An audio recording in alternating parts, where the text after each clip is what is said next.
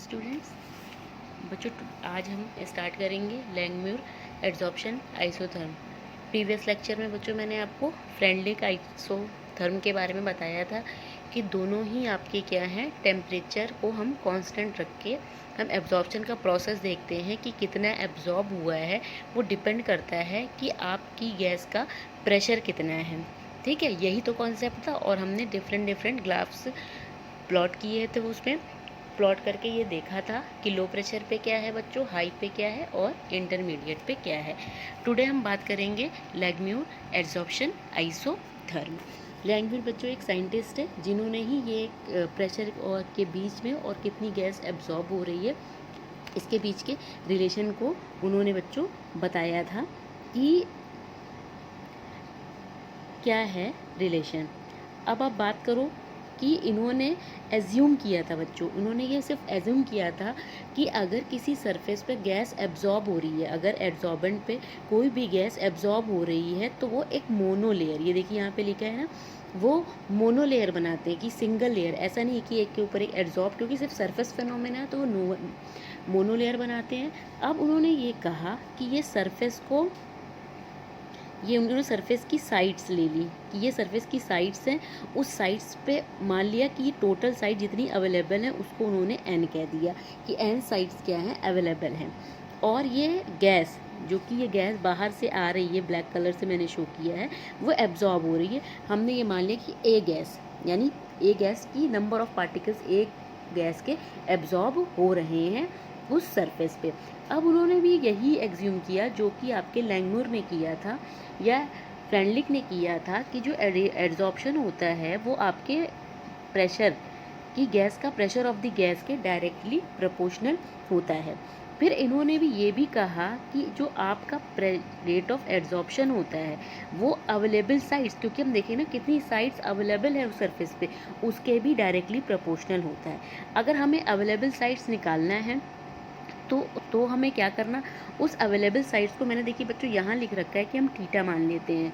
Theta is equal to available sides, वो आपका क्या हो जाएगा, साइड्स ऑक्यूपाइड, इसका formula sides occupied divided by total sides. अब साइड्स ऑक्यूपाइड आपको निकालना है, एक्टिव साइड्स अवेलेबल साइड्स क्या मान लिया आपकी थीटा है, और टोटल साइड्स आपको पता है कि क्या है, n है। तो साइड्स ऑक्यूपाइड क्या हो जाएगी, एन थीटा। मतलब इस सरफेस में आपकी कितनी टोटल साइड्स एन थी, उसमें कितनी गैस से ऑक्यूपाई हुई, वो आपकी क्या है, एन थीटा। और आप ये याद रखिएगा कि फ्रेंडलिक ने ये एज्यूम किया है, ये उनका एक एजम्पशन है बच्चों। इस थीटा को ऐसा नहीं कि ये थीटा भी वही है same as x by m के, कि कितना जो फ्रेंडलिक में था कि x by n total surface पे कितना एब्जॉर्ब हुआ, और थीटा यहाँ पे कि कितना अवेलेबल साइड से, उसके जस्ट ये इक्वल ही है। इसलिए कन्फ्यूज़न क्रिएट करने की कोई प्रॉब्लम नहीं है बच्चों। अब आप यहाँ पे देखो कि इस सरफेस पे जब ये मोनोलेयर पे बच्चों एब्जॉर्ब होगा तो दोनों फिनोमिना होंगे, एड्जॉर्प्शन भी होगा और डिजॉर्प्शन भी होगा। ठीक है, तो अगर ये माने कि ये क्योंकि रिवर्सिबल फिना है, दोनों होते रहते हैं, तो हमने इसे एड्जॉर्प्शन को के मान लिया और डिजॉर्प्शन को के भी मान लिया। ठीक है, अब रेट ऑफ एड्जॉर्प्शन जो है वो एक्टिव साइड्स वो आपके क्या हो जाएंगे, डायरेक्टली प्रोपोर्शनल टू, जो मैंने आपको देखिए प्रीवियस में बताया था बच्चों, directly proportional to the available sides. अब ये अवेलेबल साइड्स अगर आपको निकालने हैं तो अवेलेबल साइड्स कैसे निकालोगे, टोटल में से, टोटल आपकी क्या है एन, टोटल में से कितनी ऑक्यूपाइड है एन, अगर इतनी माइनस कर दोगे कि टोटल एन है, टोटल में से ऑक्यूपाइड साइड्स कितनी है एन थीटा, तो कितनी अवेलेबल है इन सरफेस में, ये देखो कि टोटल थी एन थीटा क्या होगी बच्चों, ऑक्यूपाइड होगी। इसमें अगर ये माइनस कर दोगे तो आपकी एक्टिव साइड्स ये आ जाएंगी। ठीक है, अब इस फॉर्मूले से देखो बच्चों कि रेट है वो पी के भी डायरेक्टली प्रोपोर्शनल है और रेट ये जो अवेलेबल साइड्स के भी है। तो अब इसको आप क्या कर सकते हो, डायरेक्टली लिख सकते हो कि rate of adsorption is directly proportional to P और एन को कॉमन ले लोगे तो 1 माइनस थीटा हो गया। ये देखो प्रोपोर्शनलिटी का साइन हटाया बच्चों तो के ए लिखा। ठीक है, तो टोटल फॉर्मूला क्या हो जाएगा, K P A N 1 minus theta. अब डिजॉर्प्शन भी हो रहा है, उसे आप क्या मान लोगे, के बी। और आपको ही पता है कि डिजॉर्प्शन तो वहीं से होगा ना जो एब्जॉर्ब हुए हैं, जिस पे डिजॉर्प्शन भी तो बच्चों वहीं से होगा जहाँ से आपका क्या हुआ है, एब्जॉर्ब हुआ है। तो जो आपका एब्जॉर्ब हुआ है या उसी तो डिजॉर्प्शन भी कहाँ से होगा, ये आपकी क्या होगी, जितनी साइड आपकी स्पेस साइड्स ऑक्यूपाइड होंगी वो आपकी क्या है एन थीटा, वो उसके डायरेक्टली प्रोपोर्शनल होगा। तो ये देखिए ये दोनों आपके rate of absorption and rate of desorption दोनों आ गए। अब इक्विलिब्रियम की पोजीशन अगर आएगी है कि जिस पे दोनों प्रोसेस सेम हो जाए, मतलब इक्विलिब्रियम मेंटेन हो गया, तो आप इसे क्या करोगे बच्चों, इक्वल कर दोगे। इक्वल कर दिया, अब वैल्यू रख दो, इस के बी को यहाँ ले आओ, ये एन एन कट जाएगा, ये थीटा है, ये 1 माइनस थीटा देखो नीचे ले आओ। देखो बेटा बच्चों क्लियर हो रहा है कि नहीं। इस के बी को हम एक सिंगल कांस्टेंट के मान लेते हैं, पी ए प्रेशर आपका है ये, थीटा अपॉन 1 माइनस थीटा है ये। अब क्या करो, जस्ट इसे रिवर्स कर दो, 1 माइनस थीटा को ऊपर ले जाओ, तो ये 1 बाय के ए हो जाएगा। 1 माइनस थीटा अपॉन थीटा को 1 बाई थीटा माइनस 1 लिख सकते हो, क्योंकि इस थीटा को यहाँ से मल्टीप्लाई करो तो सेम वही आपका आएगा 1 माइनस थीटा बाय थीटा। ठीक है, अब 1 को इधर ले जाओगे तो बच्चों ये प्लस हो जाएगा, फिर 1 by theta is equal to 1 plus K P A, क्योंकि के की वैल्यू मैंने आपको क्या बताई कि के आपका क्या है, वो के और के बी के क्या है बराबर है। यहाँ पे प्रीवियस में देख लो, ये के अपॉन के बी यानी constant of adsorption divided by constant of desorption. फिर देन ये देख लो थीटा इज इक्वल टू, अगर आप ये है तो थीटा करोगे तो ये जस्ट ये वाला आपका क्या हो जाएगा, के पी ए ऊपर हो जाएगा, 1 प्लस के पी ए नीचे हो जाएगा। इसी को हम क्या कहते हैं, लैंगमूर इक्वेशन कहते हैं। कहीं कहीं आपको के मिलेगा और वैल्यू कहीं पुट करोगे तो कहीं कहीं आपको के ए और ये के बी भी हम यहाँ पे लिख सकते हैं। और आपका जो भी ये लैंगमूर इक्वेशन पे जो के कॉन्स्टेंट है, वो के आपका डिपेंड करेगा कि आपकी गैस का नेचर क्या है। आप लिख लेना यहाँ पे कि गैस का नेचर क्या है। दूसरा एड्जॉर्बेंट और एड्जॉर्बेट की नेचर पे भी ये डिपेंड करेगा। यदि के की वैल्यू मैंने यहाँ लिख दी है आपको कि ये दोनों, अब मैंने आपको कहा था इसको कंपेयर करें तो जस्ट थीटा भी आपके एक्स बाई एम की कितना एब्जॉर्ब हुआ उसी के ये इक्वल होगी। फ्रेंड लिख देखिए, ये है प्रेशर के 1 बाई एन और लैंगमूर आपकी, लैंगमूर ने अब इसको आप थ्योरम उनका क्या था ये देख लीजिए कि mass of gas absorbed per gram of the adsorbent is related to the equilibrium pressure. Equilibrium पे उसका आपका प्रेशर क्या है ये उस पर क्या होती है, डिपेंड करती है। अब आपका मैंने क्या के पी क्या है कांस्टेंट है, यहाँ नीचे देखिए लिख दिया है मैंने कि नेचर ऑफ गैस पे, देन नेचर ऑफ एड्जॉर्बेंट पे, देन टेम्परेचर पे देखिए डिपेंड आपकी ये कर रही है बच्चों।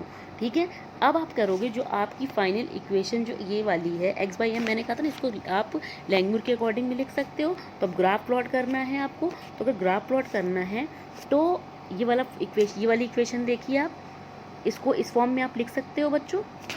ये वाली इक्वेशन को देख लो आप, ठीक है, कैसे हो जाएगा कि ये देखो एक्स बाई एम है, ये जस्ट क्या करो, ये P है, ये 1 प्लस के पी इधर ऊपर चला जाएगा, ये समझ में आ रहा बच्चों। ये देखो 1 प्लस के पी इधर कर लोगे आगे ऊपर 1 प्लस के पी, ठीक है। और इस के को ये इक्वेशन आप देख लो, आपको यहाँ क्लियर नहीं हो रहा होगा, ये इक्वेशन देखो, ये इक्वेशन को देखो, ठीक है। इक्वेशन को आपने देखा तो ये देखो 1 प्लस के बी को इधर ले जाओ तो 1 प्लस के बी पी, ठीक है, डिवाइडेड बाय इस तरह के पी ए होगा बच्चों। और इधर आपका क्या हो जाएगा, इधर ये जाएगा तो क्या हो जाएगा, इस पी ए को ऊपर ले जाओ तो P A divided by x by m, इसको इस फॉर्म में लिख सकते हो। इज दैट क्लियर, देख लेना। इसको आप क्या करोगे, जस्ट रिवर्स पहले या तो कर सकते हो तो जस्ट पी के फॉर्म में कर दोगे तो ये देख लो। अगर ऐसे भी कर सकते हो कि ये एम इसका इधर चला जाएगा, अगर इस पी ए के उसमें, ये वाली इक्वेशन देखो आप, ये वाली, ये देखो पी ए के टर्म्स में लेकर पी ए ये आपका क्या हो जाएगा divided by m by x, और ये 1 प्लस के बी आपका क्या हो जाएगा ऊपर चला जाएगा। अब इसके बीच में बच्चों ग्राफ प्लॉट करोगे तो ये लाइन इक्वेशन होगी, इसको आपने y मान लिया। अब इस वाले को 1 बाय के ओपन भी कर सकते हो, इसको 1 बाय के प्लस के बी पी, और ये के प्लस का निशान है ना बच्चों, तो इस दोनों को अलग अलग करके आप लिख सकते हो। Then y is equal to m x plus c. फिर आपको y एक्सिस पे मैंने बताया था कि y एक्सिस पे आपका क्या हो जाएगा, ये देख लो, y एक्सिस पे आपका p upon x by m हो जाएगा।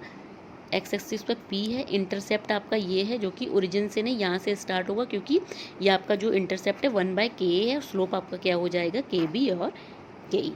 अब ये एक मेथड है, सिर्फ हम ग्राफ प्लॉट करके देख रहे हैं कि क्या आता है। हम इसको सिर्फ देख रहे हैं कि लाइन ग्राफ, आपका ये लाइन ग्राफ आ रहा है जो कि रिप्रेजेंट कर रहा है कि इसकी आपको स्ट्रेट लाइन ऑब्टेन होती है। अब इसका ऑल्टरनेटिव ले लो, ये जो आपने इक्वेशन लिखी थी x/m के फॉर्म में, ये इसको जस्ट रिवर्स कर दो, m/x कर दोगे तो ये वैल्यू ऊपर चली जाएगी और ये नीचे आ जाएगी। ठीक है, अब m/x, फिर इसको ओपन कर लो 1/KPA, और ये PA कैंसिल हो जाएगा तो KB/KE, फिर ये लाइन इक्वेशन हो गई। फिर आप प्लॉट करोगे उसको वैसे ही, तो ये देखिए आपका कि ये इंटरसेप्ट है KB/KA, स्लोप आपका m को हम स्लोप कहते हैं, पीछे भी बच्चों हम बता चुके कि m आपका क्या है, स्लोप है, वो 1/K होगी। PA इसलिए नहीं होगी क्योंकि वो x एक्सिस पर है। अब मैंने बता रखा है कि आप टेम्परेचर बढ़ाओगे, जितना टेम्परेचर बढ़ाओगे तो आपका एब्जॉर्प्शन क्या होता है, डिक्रीज़ करता है। क्योंकि ये एक एक्सोथर्मिक प्रोसेस है। मैंने बता रखा है आपको कि ये एक एक्सोथर्मिक प्रोसेस है, इस पे एनर्जी क्या होती है आपकी, रिलीज़ होती है। ठीक है, अब ये तो हमने बात की गैस की। ये इक्वेशन जो आपको मैंने बताई है इन केस ऑफ गैस, ऐसा तो नहीं कि सिर्फ गैस ही आपकी सरफेस पर एब्जॉर्ब, ऐसा भी तो हो सकता है कि कोई आपका सॉल्यूट हो, वो लिक्विड हो, वो भी तो एब्जॉर्ब हो सकता है। तो इक्वेशन आपकी सेम रहेगी, बस यहाँ पे हम PA की जगह क्या लिख देंगे, कंसंट्रेशन। ये C आपका क्या है, इक्विलिब्रियम कंसंट्रेशन। इक्वेशन सेम है, बस ये देख लोगे कि आपका वहाँ प्रेशर नहीं, आपको कंसंट्रेशन दिया जाएगा, और एकदम सेम होंगी फ्रेंडलिक भी एंड लैंगम्यूर भी। ये देखिए मैंने लिख दिया है लिक्विड। देन आप आओगे कि मैंने अभी आपको जो फिजिक्स ऑप्शन और केमिस्ट्री ऑप्शन का डिफरेंस लिखवाया था तो ग्राफ नहीं बताया था, क्योंकि ग्राफ मैंने कहा पहले ये समझा दूंगी ये दोनों प्रोसेस, देन आपको मैं ग्राफ एक्सप्लेन करूंगी। अब आपका फिजिक्स ऑप्शन मैंने आपको क्या बताया था कि ये एक्सोथर्मिक है। एक्सोथर्मिक मतलब आपको पता है कि एनर्जी रिलीज हो रही है।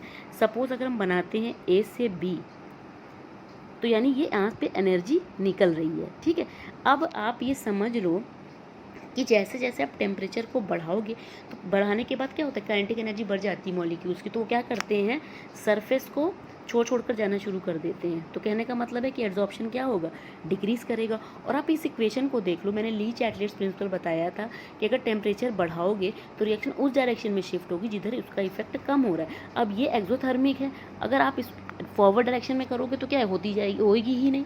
तो आप क्या करोगे, इस डायरेक्शन में इसकी एनर्जी का इफेक्ट क्या कम हो रहा है, कम हो रहा है, यानी टेम्परेचर बढ़ाने पर आपका क्या होगा, ये डिक्रीज करेगी। और इनके बीच में मैंने ही बता रहा कि फिजिक्स ऑप्शन अगर होता है तो उसके बीच में जो मॉलिक्यूल्स होते हैं उनके बीच में जो फोर्स होता है वैसे भी बहुत ही वीक फोर्स होता है।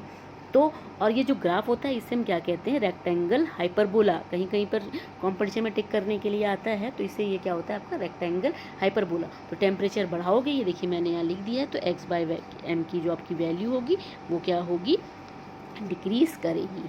ठीक है, अब देन आप आओगे बच्चों केमिज ऑप्शन में। केमिज ऑप्शन में क्या करते हो कि कोई भी हम अगर केमिकल प्रोसेस को देखें, A+B रिएक्ट, ए बी कोई मॉलिक्यूल और CD जो है बॉन्ड बनाए। कहने का मतलब जब आप प्रोडक्ट बनाओगे तो इनके बीच में भी बॉन्ड फॉर्म होगा, बॉन्ड क्या होगा, ब्रेक होगा, ब्रेक होके फिर फॉर्म होगा, तो हमें एनर्जी चाहिए होगी ना। और जब ये प्रोसेस होता है तो मैंने कहा मॉलिक्यूल्स के बीच में क्या होते हैं, कोवेलेंट बॉन्ड होते हैं। तो जैसे अब तुम टेम्परेचर बढ़ाओगे, जैसे ही टेम्परेचर बढ़ाओगे तो आपका क्या होगा, कि इनिशियली तो देखिए इस ग्राफ से आपको क्लियर हो रहा है कि इनिशियली तो आपका क्या हो रहा है, स्टार्टिंग में तो ये इंक्रीज कर रहा है, लेकिन जब प्रोडक्ट बन जाता है, जब प्रोडक्ट बन गया, अब तो प्रोडक्ट बन गया तो क्यों प्रोडक्ट बना, क्योंकि उसे अपनी बैरियर जो मैं बता चुकी हाई क्या एक्टिवेशन एनर्जी मिल गई, प्रोडक्ट बन गया, तो उसके बाद वो क्या होता है, डिक्रीज करने लग जाता है। इसे हम क्या कहते हैं, हाफ इक्लिप्स की तरह बन रहा है ना, तो इसे। और अब इस तरह से ये समझ सकते हो बच्चों कि ये एक एंडोथर्मिक फिनोमिना है। एंडोथर्मिक मतलब इसे एनर्जी चाहिए क्योंकि प्रोडक्ट बनाना है। अब आपने क्या किया, चाय बना रहे हो, चाय बनाओगे, टेम्परेचर बढ़ता जाएगा बढ़ता जाएगा बढ़ता जाएगा। एक जब चाय बॉयल हो जाती है, जब चाय बन जाती है, तो क्या टेम्परेचर बनाने का कोई इफेक्ट पड़ता है, हम गैस बंद कर देते हैं, धीरे धीरे क्या होता है, फिर वो रूम टेम्परेचर बाद तभी तो हम पी पाते हैं। तो जब उसने हाई एक्टिवेशन एनर्जी उसे मिल गई, उसके बाद क्या होता है, वो धीरे धीरे क्या होता है, डिक्रीज करने आती है। मतलब हम ठंडी थोड़ी नॉर्मल करके चाय पीते हैं ना, तो वो क्या होती है, थोड़ी डिक्रीज करने लग जाती है। तो इसका मतलब यही है कि इनिशियली तो क्या होगा, इंक्रीज करेगी, एब्जॉर्प्शन इंक्रीज करेगा, लेकिन एक टाइम के बाद क्या डिक्रीज करेगा। आप जितनी भी इसे देते जाओ, आप इसे टेम्परेचर देते जाओ, तो भी क्या होगा, इस पर कोई फ़र्क नहीं पड़ेगा। और एक जब ये प्रोडक्ट फॉर्म कर लेगा तो फिर ये क्या होगा, डिक्रीज करने लग जाएगा। तो it is a endothermic process. ठीक है बच्चों, तो एक ये सर्टेन तक ये इंक्रीज़ करेगा, उसके बाद जब इससे एक्टिवेशन एनर्जी मिल जाएगी तो ये डिक्रीज़ करने लगेगा। बच्चों आपको ये मैंने पूरा लैंगम्यूर एंड फ्रेंडलिक दोनों एड्जॉर्प्शन समझा दिया है, और ये दोनों ही एड्जॉर्प्शन आइसोथर्म बहुत ही इंपॉर्टेंट है। पहला सरफेस टेंशन का या सरफेस केमिस्ट्री का पहला टॉपिक आपका कंप्लीट हो गया है बच्चों, ठीक है, वो क्या है, एड्सॉर्प्शन। देन सेकंड मैंने आपको कहा था कि कैटलिस्ट के बारे में बच्चों आप पढ़ चुके हो या और जानते भी हो ब्रीफली कि कैटलिस्ट है क्या। सबसे पहले तो बच्चों ये जानना ज़रूरी है कि कैटलिस्ट है क्या। अब आपने ऐसा तो नहीं है कि बहुत सारी ऐसी रिएक्शंस देखी होंगी जो कि कैटलिस्ट की प्रेजेंस में नहीं होती है। ऐसा तो नहीं है कि सारी रिएक्शन कैटलिस्ट की प्रेजेंस में होती है। मैंने क्या बताया था कि कैटलिस्ट यूज़ क्यों होता है, वो रिएक्शन की स्पीड, और स्पीड किससे है, रेट ऑफ द रिएक्शन को स्पीड को बढ़ाता है। कहने का मतलब ये है कि अगर मैं प्रोडक्ट बहुत टाइम टेकन प्रोसेस हो तो अगर हम कैटलिस्ट यूज़ करते तो उसी टाइम को लेस कर देता है। लेकिन ऐसी बहुत सारी रिएक्शंस हैं जो क्या होती हैं, बिना कैटलिस्ट की प्रेजेंस में होती। जैसे मैंने आप देखो NaOH बच्चों, ठीक है, NaOH और प्लस HCl, इन दोनों की आप रिएक्शन कराओगे तो क्या मिलेगा बच्चों, NaCl प्लस H2O, ठीक है। अब ये रिएक्शन इतनी फास्ट होती है, सुपर फास्ट कह लीजिए, ये रिएक्शन इतनी सुपर फास्ट होती है कि यहाँ पे कैटलिस्ट की ज़रूरत है ही नहीं है। तो यहाँ पे तो कैटलिस्ट की ज़रूरत है नहीं, फॉर्म होने लग जाती है। और एक और एग्जांपल देख लीजिए कि ये आपका क्या है, सिल्वर नाइट्रेट, इसकी रिएक्शन करा दीजिए बच्चों। आप किससे कराओगे, HCl से। हाँ, क्या प्रोडक्ट बनेगा, AgCl प्लस HNO3, ठीक है बच्चों। अब क्या होता है कि जो ये AgCl बना, ये तुरंत प्रेसिपिटेट के फॉर्म में, ये लैब में भी बच्चों करते हैं कि मैंने आपको बता रखा है कि प्रेसिपिटेट क्या होता है, टेस्ट ट्यूब में नीचे क्या होगा, बैठ जाएगा, ये प्रेसिपिटेटेड फॉर्म में हो जाएगा। तो ऐसी बहुत सी रिएक्शंस हैं जो कि कैटलिस्ट की प्रेजेंस में नहीं होती हैं। अब या तो बहुत सुपर फास्ट रिएक्शन हो, जैसे मैंने अभी आपको बताया, या तो बहुत सुपर स्लो रिएक्शन हो। मैंने कहा था कि रेट ऑफ द रिएक्शन हम कैसी रिएक्शंस का करते हैं, जो कि मॉडरेट होती है, ठीक है। अब रस्टिंग ऑफ आयरन है, आजकल इतनी कोटिंग वगैरह हो जाती है कि आयरन की रस्टिंग होने में बहुत टाइम लगता है, तो अब आप वेट करो, तो वो बहुत ही स्लो प्रोसेस है। तो super slow and super fast में हम कैटलिस्ट का यूज़ नहीं करते हैं। तो हम कैटलिस्ट बच्चों यूज़ कहाँ करते हैं, कैटलिस्ट क्या है, देखिए यहाँ पे लिखा है, a substance then alters the reaction rate of a particular capital. ये ऑल्टर्स मतलब क्या, ये रिएक्शन की रेट को चेंज करता है, मतलब बढ़ा देता है, या टाइम को, ऑल्टर मतलब बदलना, कि टाइम को क्या करेगा, कम कर देगा, जिससे कि आपका प्रोडक्ट फॉर्मेशन क्या होगा, जल्दी होगा। और दो तरीके के पॉजिटिव कैटलिस्ट होते हैं नॉर्मली, मतलब कि जो आप कह दो कि पॉजिटिव, आगे अकॉर्डिंग टू थ्योरी आप और भी कैटलिस्ट के डेफिनेशन देखोगे। देखो यहाँ पे लिखा हुआ जो मैंने बता रखा है, पॉजिटिव, नेगेटिव, इंड्यूस्ड और ऑटो कैटलिस्ट। ये आपका क्या है कि ये देखिए इतने मैंने आपको बताया है। अब पॉजिटिव क्या होंगे, पॉजिटिव क्या हो कि हम ऐसा कैटलिस्ट ले जिसकी प्रेजेंस पर रिएक्शन की क्या हो, स्पीड बढ़ जाए या इंक्रीज हो जाए, तो उसे हम क्या कहेंगे, पॉजिटिव कैटलिस्ट। नेगेटिव क्या होगा, आपको पता है, नेगेटिव को आगे मैं बताऊंगी इनहिबिटर कहते हैं। इनहिबिटर मतलब होता है कम करना, इनहिबिट करना, कम करना, कम कर दे तो उसे क्या कहेंगे, किसे कम कर दे, रेट ऑफ द रिएक्शन को, तो उसे हम क्या कहेंगे, नेगेटिव कैटलिस्ट। आगे बच्चों डेफिनेशन देखो। अब क्या है कि मैंने ये आपको इतनी बता दी, इन सबको जानने से पहले आपको एक कैटलिस्ट की डेफिनेशन मैंने बता दी। इस चैप्टर में आप क्या पढ़ोगे बच्चों, कैटालिसिस। अब कैटालिसिस क्या है, देखो कैटलिस्ट की प्रेजेंस में, कैटलिस्ट की हेल्प से किसी भी रिएक्शन की अगर जो रेट को वो इंक्रीज कर दे, तो इस होल प्रोसेस को हम क्या कहेंगे, कैटालिसिस। जैसे हम क्या कहते हैं वाटर के साथ रिएक्शन को हाइड्रोलिसिस, वैसे कैटलिस्ट के साथ रिएक्शन को हम क्या कहेंगे, कैटलिस्ट। नॉर्मली रिएक्शन अगर हो रही हो तो वो विदाउट कैटलिस्ट होगी। अगर कैटलिस्ट की प्रेजेंस में रिएक्शन हो रही है, प्रोसेस हो रहा है, स्पीड को बढ़ा रही है, तो उसे हम क्या कहेंगे बच्चों, कैटलिस्ट। आप यहाँ पे एग्जाम्पल देख लीजिए, यहाँ पे पोटेशियम क्लोरेट का है, ये देखिए यहाँ पे मैंने रिएक्शन लिखी हुई है, ये आपकी इसमें क्या है, विदाउट कैटलिस्ट है, ठीक है। विदाउट कैटलिस्ट अगर आप इसको करवाओगे ये रिएक्शन को, तो बच्चों क्या होगा कि आपको बहुत ही टाइम लगेगा, 4 घंटे का टाइम लगेगा। अगर ऑक्सीजन किसी को चाहिए तो वो मर ही जाए, 4 घंटे का टाइम लगेगा। लेकिन अगर हम इस पर कैटलिस्ट यूज़ कर रहे हैं, कैटलिस्ट आप क्या करोगे, इसको हीट करो, और कैटलिस्ट यहाँ पे ये लिखा हुआ है बेचा, मैग्नीज ऑक्साइड का, इसमें आप नोट्स में दोनों रिएक्शंस लिख लेना कि ये विदाउट कैटलिस्ट है। और दूसरी रिएक्शन आपकी क्या होगी, अगर आप 2KClO3 पोटेशियम क्लोरेट को यहाँ पे MnO2 और हीट करोगे तो आपको यही प्रोडक्ट मिलेगा, वो कि 15 मिनट में हो जाएगी 4 घंटे के बजाय। तो कैटलिस्ट यही क्या है, देखो, the rate of a number of a chemical can be altered by the mayor presence of a foreign substance. ये आप सिंपली बस ये इसकी डेफिनेशन में यही समझ लो कि कैटलिस्ट की प्रेजेंस में वो रिएक्शन को क्या करता है, उसकी रेट को बढ़ा देता है, उसके टाइम को क्या करेगा, कम कर देगा, ऑक्सीजन जल्दी फॉर्म होगी और आपका कैटलिस्ट का प्रोसेस हो जाएगा। क्लियर। अब प्रमोटर या पॉजिटिव, अब एक तरीके से प्रमोट कहते हैं ना, प्रमोटर क्या कहते हैं, हमने प्रमोट कर दिया, इसे नंबर दे के प्रमोट कर दिया, दूसरी क्लास में भेज दिया, पास नहीं था। उसी तरीके से क्या है कि ये आपको पता ही कि ये हैबर प्रोसेस है, ये आपका हैबर प्रोसेस है। इसमें क्या होता है बच्चों कि इसमें अमोनिया का फॉर्मेशन हो रहा है। अब आप कहोगे कि मैम ये आयरन क्या है, कैटलिस्ट है, आयरन की प्रेजेंस में अमोनिया का फॉर्मेशन हो रहा है, ये आपका क्या है, कैटलिस्ट है। लेकिन उस कैटलिस्ट के साथ में वो कैटलिस्ट जो होता है वो तभी फंक्शन में आता है जब इसके साथ में ये मॉलिब्डेनम ऐड हो। अगर मॉलिब्डेनम आप नहीं लोगे तो कैटलिस्ट क्या करेगा, अमोनिया का फॉर्मेशन उतनी तेजी नहीं होगा। तो एक प्रमोटर क्या करे, प्रमोट करेगा। प्रमोट करने का मतलब क्या है, ये कैटलिस्ट की एक्टिविटी को बढ़ाएगा बच्चों, कैटलिस्ट की एक्टिविटी को बढ़ाएगा। तो मॉलिब्डेनम को हम क्या कहें, promoter for iron which is used as a catalyst. देखिए इसमें क्लियरली लिखा हुआ है, ठीक है बच्चों। नेक्स्ट पे जाओ आप। अब वो ऑटो कैटलिस्ट, ऑटो समझते हो, जैसे सेल्फ समझते हो, सेल्फ कैटलिस्ट। सेल्फ क्या है कि आप रिएक्शन कराओ, आप रिएक्शन करा रहे हो ये पूरी, इस रिएक्शन में ही ऐसा कोई प्रोडक्ट बने जो कि कैटलिस्ट का बिहेव करे, तो उसे हम क्या कहेंगे, ऑटो कैटलिस्ट। सिंपली यहाँ पे लिखा हुआ है, देखो, in certain reaction it is observe that one of the product form during the reaction act as a catalyst. और इस रिएक्शन में बच्चों MnSO4 क्या करेगा, वो कैटलिस्ट की तरह, जिसे हम कहेंगे ऑटो कैटलिस्ट, और ये क्या करेगा, इस रिएक्शन की स्पीड को, इस रिएक्शन की रेट को क्या करेगा, बढ़ाएगा। ठीक है। अब इसमें देखो क्या है, इंड्यूस्ड।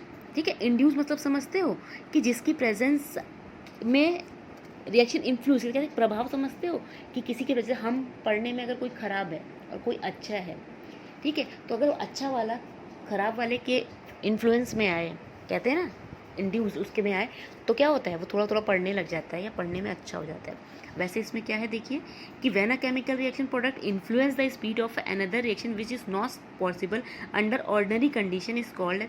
अब इसमें क्या है कि ये रिएक्शन देखिए, ये सोडियम आर्सेनेट की है, यहाँ पे देखिए ये नहीं होती है, रिएक्शन नहीं होती है, लेकिन अगर इन दोनों, इसकी प्रेजेंस में Na2SO3 की प्रेजेंस में कराओगे तो ये रिएक्शन पॉसिबल होगी। तो ये क्या करेगा, इसे इंड्यूस करेगा।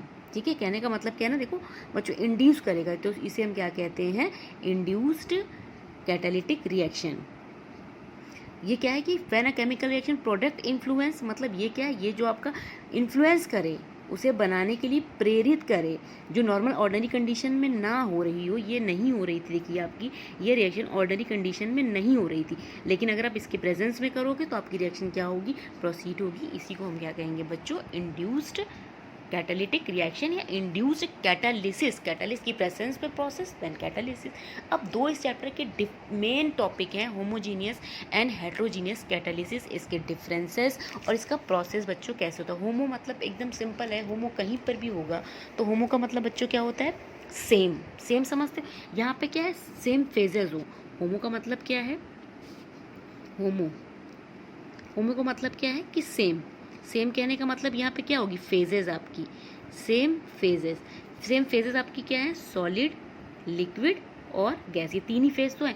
अब यहाँ पे इसका मतलब क्या है कि अगर आपका रिएक्टेंट, अगर आपका ये देखिए, ये रिएक्टेंट और ये कैटालिस्ट, ये रिएक्टेंट और ये कैटालिस्ट, ये देखो, ये रिएक्टेंट और ये कैटालिस्ट दोनों की फेज सेम हो तो उसे हम क्या कहेंगे, होमोजीनियस कैटालिस्ट। देखो ये देखो बच्चों, सल्फर डाइऑक्साइड ये भी गैसियस फॉर्म में, ऑक्सीजन है ये भी गैसियस फॉर्म में, कैटालिस्ट आपका नाइट्रिक ऑक्साइड वो भी गैसियस फॉर्म में। तो ऐसी प्रोसेस को हम क्या कहते हैं, होमोजीनियस कैटालिस्ट।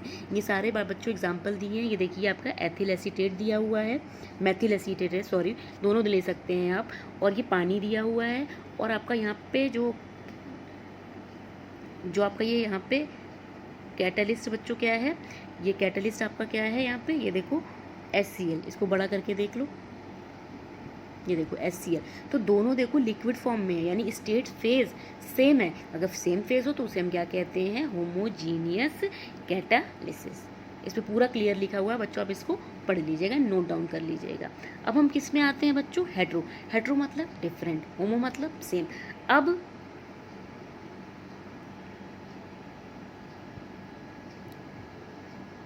देखो ये आपका क्या है, रिएक्टेंट, ये गैसियस फॉर्म में, और ये हमने क्या लिया है, प्लेटिनम, ये किस फॉर्म में, सॉलिड। अब यहाँ पे देखो आपका रिएक्टेंट और आपका कैटलिस्ट, दोनों की क्या है, फेस क्या है, अलग अलग है। अगर दोनों की फेसेस अलग अलग हो तो ऐसे हम कैटलिस्ट को, कैटालिसिस को या प्रोसेस को हम क्या कहेंगे, हेट्रोजीनियस कैटालिसिस। एक एग्जांपल देख लो हैबर प्रोसेस का, मैंने बता लिखा है प्रीवियस में कि नाइट्रोजन और हाइड्रोजन जब आपस में हैबर प्रोसेस के थ्रू रिएक्ट करते हैं तो अमोनिया फॉर्म करते हैं। यहाँ पे nitrogen and hydrogen is in gaseous state, but the catalyst iron is present in the solid state. तो बोथ फेजेस या both phases are different, so it is called heterogeneous catalysis. Okay बच्चों, अब क्या है कि आपकी जो है एड्सॉर्प्शन की मैकेनिज्म क्या होगी, ठीक है, कैसे, मतलब ये कैसे ये प्रोसेस हो, कैसे सरफेस पे आएगा, कैसे उसकी रिएक्शन को बढ़ाएगा, ये थ्योरी आप बच्चों नोट कर लेगा। मैं आपको सिंपल समझा देती हूँ इस डायग्राम से, ये थ्योरी आप देख लेना, सिंपल वही है, समझना आपका ज़्यादा मैटर करता है और खुद आप लिख लोगे बच्चों, ठीक है। मैकेनिज्म देखो बच्चों क्या है, ये मैंने बना रखा है कि जो येलो से इंडिकेट कर रखा है बच्चों, ये आपका क्या है, सरफेस है, ये आपका क्या है, सरफेस है, जिसपे कि क्या हो रहा है कि कैटलिस्ट है आपका, और ये बाहर से कोई भी आपकी जो गैस है वो यहाँ पे आके एब्जॉर्ब हो रही है, ठीक है। मैं कैसे कहने का मतलब ये है कि पहले क्या हो रहा है, ये सरफेस के कांटेक्ट में आ रहा है, ये देखो बच्चों, ये सरफेस के जो बाहर से आपका जो रिएक्टेंट है वो इस सरफेस के कांटेक्ट में आ रहा है। कांटेक्ट में आने के बाद वो देखो सरफेस से बच्चों एड्जॉर्ब हो जाएगा। जब सरफेस पे एड्जॉर्ब हो जाएगा, हम ये कैसे मान रहे हैं कि ये आपका जो ग्रीन वाला है वो आपका क्या है, कैटलिस्ट है, ठीक है। अब क्या है, बाहर से आपका रिएक्टेंट मॉलिक्यूल आ रहा है, वो रिएक्टेंट मॉलिक्यूल क्या हो रहा है, इस सरफेस पे, इस आपकी सरफेस पे क्या हो रहा है, आके एड्जॉर्ब हो जा रहा है। जब एड्जॉर्ब हो जा रहा है तो देखो बच्चों प्रोडक्ट का क्या कर रहा है, फॉर्मेशन हो रहा है। जब प्रोडक्ट का फॉर्मेशन हो जाएगा तो वो सरफेस को वो छोड़ने लगेगा, जिसे हम क्या कहेंगे, डिसॉर्प्शन। और सरफेस को छोड़ दिया तो वो निकल जाएगा, बन गया, बन के क्या होगा, निकल जाएगा। एक एग्जाम्पल से और समझ लो, ये देखिए बच्चों आपका ये कैटलिस्ट है, ये देखिए मैंने बताया ये देखो सल्फर डाइऑक्साइड को जब ऑक्सीजन के साथ हम रिएक्ट कराते हैं तो सल्फर डाइऑक्साइड की गैस बनती है। ये देखो ये जो आपका कैटलिस्ट है इसकी फेस सॉलिड है और ये आपका गैसियस फॉर्म में, तो इट इज हेट्रोजीनियस कैटलिस्ट। ये आपका क्या है, कैटलिस्ट का सरफेस है, ठीक है। और यहाँ पे आपका क्या है, सल्फर डाइऑक्साइड और ऑक्सीजन जो आपके रिएक्टेंट है वो आ रहे हैं। यहाँ पे देखो ये इसकी साइड्स अवेलेबल है, इसमें ये आके क्या हुआ, एब्जॉर्ब हुआ, यहाँ की तरह एब्जॉर्ब हुआ।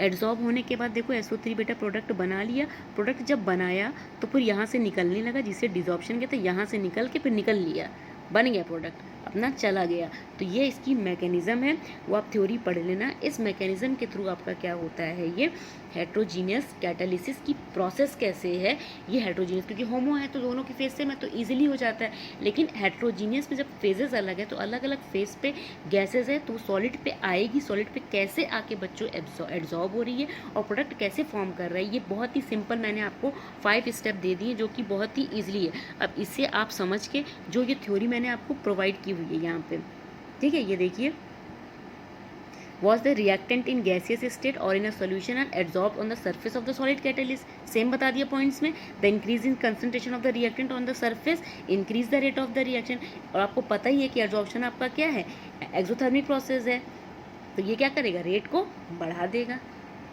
अब क्या है, ये बहुत इंपॉर्टेंट है बच्चों, डिफरेंसेस आते हैं between homogeneous and heterogeneous catalyst. अब ये क्या है, आपको पता है कि कैटलिस्ट और रिएक्टेंट की अगर रेट से क्या है, फेज सेम है तो इट इज़ होमोजीनियस, डिफरेंट है तो इट इज़ हेट्रोजीनियस। अब reaction occur in the same phase, same phase कहने का मतलब है कि इस होमोजीनियस है तो लिक्विड होगी तो लिक्विड फेज में होगी, गैस फेज में, अलग अलग नहीं होंगी क्योंकि होमो है। और इसमें क्या होता है बच्चों कि अलग अलग होगी, सॉलिड सरफेस आपका क्या है, does not occur in gas और liquid but occur on the surface of the solid, same phases में नहीं होंगी क्योंकि हेट्रो है और हेट्रो है तो वो अलग आके सरफेस पे एब्जॉर्ब होगा, तो इसे हम क्या कहेंगे, हेट्रो। अब इसमें क्या है, ये सरफेस फिनोमिना एक तरीके से सरफेस पे आके क्या हो रहा है, एब्जॉर्ब हो रहा है, आपका रिएक्टेंट कैटलिस्ट की सरफेस पे आकर के एब्जॉर्ब हो रहा है। तो रेट ऑफ द रिएक्शन क्या होगी, सरफेस एरिया जितना ज़्यादा होगा, पहले ही एक्सप्लेन कर चुकी हूँ बच्चों, सरफेस एरिया जितना ज़्यादा होगा उतनी ही ज़्यादा रिएक्शन होगी। गाल पे थप्पड़ पड़े, ठीक है, छोटा फेस हो और खूब बड़ा सा फेस हो, थप्पड़ मारो तो सरफेस एरिया, मुंह बड़ा है, थप्पड़ बहुत ही तेज से लगेगा, एकदम रेट ऑफ द रिएक्शन समझ में आ जाएगी आपको। अब क्या है, rate of reaction does not depend on the surface area, ये तो डिपेंड ही नहीं करता क्योंकि सरफेस पे ये एब्जॉर्ब ही है। ये क्या होता है, जब सेम फेज में है तो सोल्यूशन बना लेता है, डिजोल्व हो जाता है। तो ये देखिए नेक्स्ट पॉइंट पे मैं यही आपको एक्सप्लेन कर रही हूँ कि आपका अगर जो क्या करता है, कैटलिस्ट और जो आपका रिएक्टेंट है वो सेम फेज में होता है तो वो डिजोल्व होकर सोल्यूशन बना लेता है। यहाँ पे क्या होता है, सरफेस फिनोमिना है वो क्या आकर के डिसॉल्व नहीं होता है, वो रिएक्ट करता है, रिएक्ट करके प्रोडक्ट बनता है। अब क्या है, अब ये जब डिसॉल्व हो गए दोनों, जब ये सेम फेज में बच्चों डिसॉल्व हो गए तो ये क्या है, इनको मिक्स हो गए। जब मिक्स हो गए तो इनको, क्योंकि सेम फेज में है तो लिक्विड लिक्विड को क्या होगा, अलग करना मुश्किल होगा। एकदम ये जो मैं बोल रही हूँ बेटा उसको एकदम क्लियरली समझो, जो मैं बोल रही हूँ एकदम वही लिखा हुआ है, वही आप हमेशा नोट्स को लर्न मत करो, right in your own language. आप अगर राइट लिखो तो अपनी लैंग्वेज में लिखो। देन यहाँ पे देखिए catalyst can be separated from the product, क्योंकि यहाँ पे क्या आपको पता ही है, सरफेस पे आ रहा है, सरफेस पे आके आपका रिएक्टेंट मॉलिक्यूल कैटलिस्ट की सरफेस पे एब्जॉर्ब हो रहा है, जैसे ही बन जाता है डिसॉर्प्शन होता है, डिफ्यूजन के थ्रू निकल जाता है, तो यहाँ से सेपरेशन की तो कोई बात ही नहीं है। अब क्या है, होमोजीनियस अगर सेम फेज में होंगे तो भैया आए और आराम से मिल गए, बहुत फास्टर होगा। लेकिन अगर प्रोडक्ट आएगा, फिर एड्जॉर्ब होगा, फिर बॉन्ड बनाएगा, फिर प्रोडक्ट बनेगा, तो इसमें क्या होगा, टाइम लगेगा। तो it is a slower process, it is a faster process, simple. बच्चों ये डिफरेंस जो भी टॉपिक है ये बहुत ही इंपॉर्टेंट है। अगर आपको कोई भी प्रॉब्लम हो रही है तो आप क्या है इसको क्लियर कर सकते हो, ठीक है बच्चों। अब आप यहाँ तक पढ़ लो बच्चों। अगर यहाँ तक आपको कोई भी प्रॉब्लम है, जो मैंने आपको 5 स्टेप वहाँ पे बता रखे हैं, जो डायग्राम के थ्रू एक्सप्लेन कर रखा है स्टूडेंट्स, वो यहाँ पे देखिए क्लियरली पॉइंट्स में मेंशन कर रहा है, वो डायग्राम बनाओ और ये थ्योरी लिखना, ठीक है। देखो, diffusion of a reactant to the surface of the catalyst, ये मैंने बता दिया था, वेनेडियम पेंटॉक्साइड है कैटलिस्ट, उसकी सरफेस पे सल्फर डाइऑक्साइड और ऑक्सीजन आके एब्जॉर्ब होंगे। सेकेंड पॉइंट आपका क्या है, absorption of reaction molecule on the surface of the, फिर एब्जॉर्ब हो जाएंगे। देन थर्ड पॉइंट में बच्चों क्या बताया था, occurrence of chemical reaction. Chemical reaction मतलब क्या है कि वो प्रोडक्ट का क्या होगा, फॉर्मेशन होगा, प्रोडक्ट का फॉर्मेशन होगा, उसके बाद क्या होगा, डिसॉर्प्शन होगा। सिंपल वन वर्ड में बता रही हूँ, डिसॉर्प्शन होगा। इसके बाद ये पूरे प्रोसेस जो आपको यहाँ पे दिख रहा है स्टूडेंट, ये आपका क्या है, डिफ्यूज़न। इसको पढ़ लेना और यहाँ तक आप क्लियर कर लेना। अगर आपको कोई भी प्रॉब्लम होती है तो देन आप फिर से मुझसे पूछ सकते हैं। नेक्स्ट में मैं आपको आगे इस चैप्टर में प्रोसीड करूंगी। बेटा ये सारा जो ये चैप्टर है ओनली कॉन्सेप्चुअल है। अगर कॉन्सेप्ट आप लिख के क्लियर हो गए, और ये एग्जाम्पल याद रखना, कोई भी अगर ये कैटलिस्ट आपसे पूछा जा रहा है तो आपको क्या है, एग्जाम्पल लर्न होना बहुत ज़रूरी है। ये डिफरेंसेस लर्न करिए, डिफरेंसेस समझिए, लर्न तो मत करिए, समझिए। ये मैकेनिज्म है, लास्ट में इसके 5 पॉइंट्स हैं, तो ये दोनों को ऐड करके आप नोट्स बना लीजिएगा बच्चे स्टूडेंट्स। यहाँ पे बहुत सारे मैंने आपको एग्जाम्पल दे दिए हैं, ठीक है। ये जो आपका लिखा हुआ है ये वाला, और जो लास्ट में 5 पॉइंट्स है वो दोनों को बच्चों एक साथ ही ऐड कर देना, क्योंकि मैंने आपको समझाने के लिए सेल्फ मेड ये आपको नोट्स दिया हुआ है, इससे भी आपको काफ़ी क्लियर हो जाएगा स्टूडेंट्स, ठीक है बेटा। देन